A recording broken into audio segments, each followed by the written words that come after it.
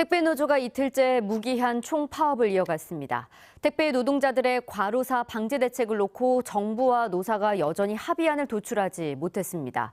배송 지연이 현실화되면서 제때 택배를 받지 못한 고객들은 울상입니다. 주혜인 기자입니다. 멈춰선 컨베이어 벨트 위 택배 상자들이 어지럽게 널려 있습니다. 배송 전 분류 작업이 중단됐기 때문입니다.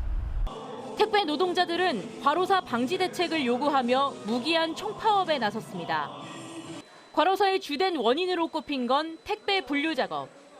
지난 1월 분류 작업이 회사 책임이라는 1차 사회적 합의가 나왔지만 달라진 건 없다고 노동자들은 말합니다. 분류 작업은 택배사의 몫이다 이렇게 합의가 나왔던 상태인데 여전히 다른 지역 같은 경우는 택배 노동자가 85% 이상 분류 작업을 5달 만에 열린 2차 사회적 합의 회의. 1년 안에 단계적으로 분류 작업을 줄이자는 정부 계획에 택배사는 유예, 노조는 지금 당장이라는 입장을 밝히면서 합의는 무산됐고 파업으로 이어졌습니다. 1년이라고 미뤄달라는 얘기 부분은 시행을 안 하겠다는 부분이죠.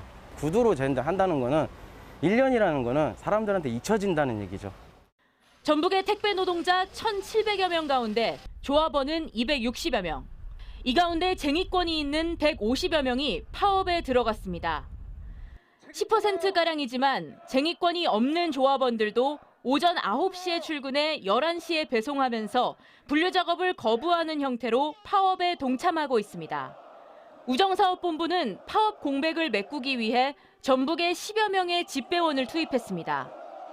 하지만 집배원 투입은 택배 파업을 무력화하는 게 아니냐는 비판을 받고 있습니다. 지금 우정노조 조합원들이 노예처럼 하고 있다는 거죠. 빨리 조속한 시일 내에 합의를 해서 택배 노동자들도 죽음의 길 가지 말고 다 같이 가는 길로, 살아가는 길로. 답답한 고객들은 택배를 찾으러 직접 물류터미널을 찾아야 합니다. 택배 찾으러 왔어요. 저번 주 토요일 날 시켰는데 아직까지도 움직이지 않아가지고. 오는 15일과 16일에 열릴 사회적 합의 회의가 파업 연장의 갈림길이 될 것으로 보입니다. JTB 뉴스 주혜인입니다.